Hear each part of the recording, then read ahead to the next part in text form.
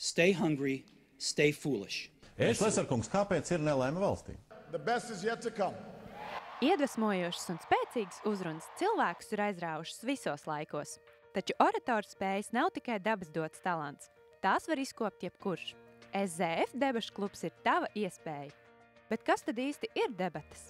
Debats noteikti tas viens ir argumentācija, otrs ir loģiskā domāšana, un trešais ir domāt kaut kādos īsos termiņos par lietām, par kurām tev nav tik laba saprašana un izveidot kaut kādu viedokli par to, formulēt savu viedokli. Tas atver redzesloku paplašina, tas atver skatu uz dzīvi un tā ir iespēja izkāpt no savas komforta zonas.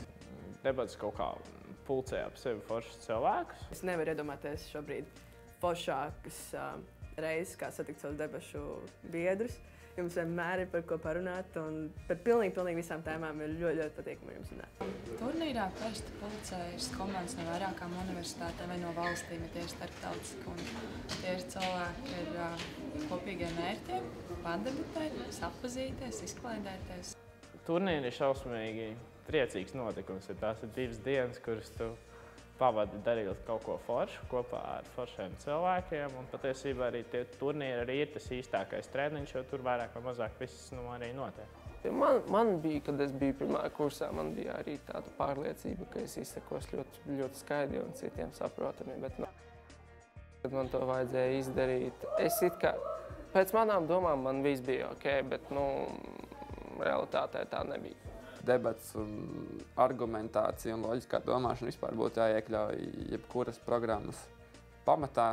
Tu iemācies tik vaiprātā daudz lietu par pasauli apkārt, par tēmām, kuras tev varbūt tik ļoti neinteresētu agrāk, bet tu kaut kā sākot debatēt, tu sāc pievērst lielāku uzmanību informācijai sev apkārt. Skolā, prezentācijās vai kaut kādā profesionālā vidē, tas, manuprāt, ļoti palīdz nebaidīties no auditorijas.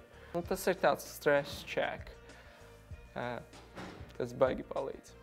Un žurnālistikas studentiem, manuprāt, visiem būtu jāapmeklē debatas, jo viņi pelnīs maizi ar to, ar savu runāšanu un rakstīšanu, kas jau tas pats vien ir.